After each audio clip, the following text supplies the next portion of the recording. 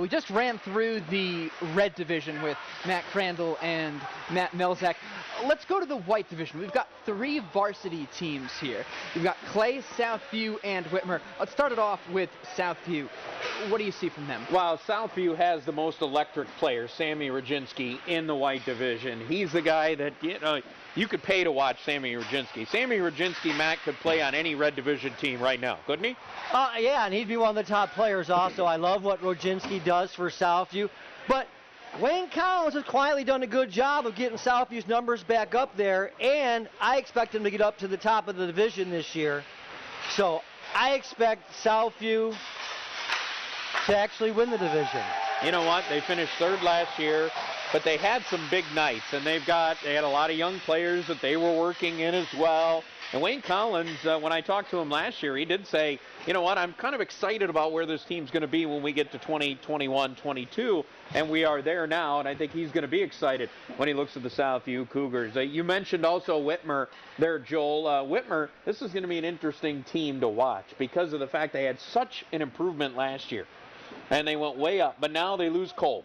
He goes out of the lineup. He did everything for him. Goaltending, when he came out, they played him out. He was leading the team in scoring. They lose Mr. Everything for the Whitmer Panthers, but they had a great run in the tourney. It was only 1-0 against Northview after 1 period. They played very well in that. The question is, how do they build on that year and get up to this year? You're right. That was all goaltending, though, that great first period they had last year. Kevin Brown, he's got it going on over at Whitmer. You talk about big high schools. They got a big high school there. The problem is not a lot of them are playing hockey right now, so he's trying to get back those numbers. First in the division last year, Matt. I don't know if they can sustain it next year. Well, we will find out as we get going with Whitmer. Hey, and you got Clay. Clay, again, they had a down year last year. This is normally a very strong program each and every year. Randy Menchaca has done an excellent job there at Clay for a long time. This is a team, too, that was transitioning a bit last year, and we'll see if that pays off going into this season. Yeah, but they always seem to come up with the game breaker over there at Clay. Menchaca gets them and puts them in a good position, so I think they're going to finish. Matt, listen, with the Maumee going out this year and only 3 varsity programs, I talk about the numbers in our district.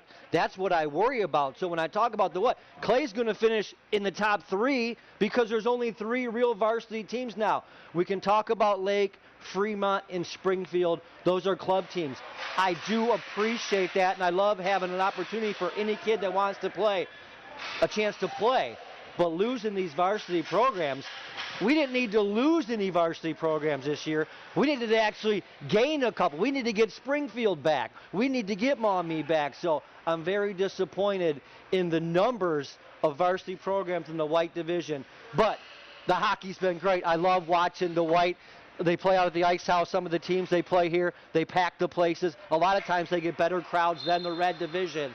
So it's very entertaining, but I worry about the district. When are they going to take the Sylvania district away from us? Because we're down to 10 or 11 teams. Yeah, it's going to be tough going forward for sure, but hopefully it'll be on the rise here soon.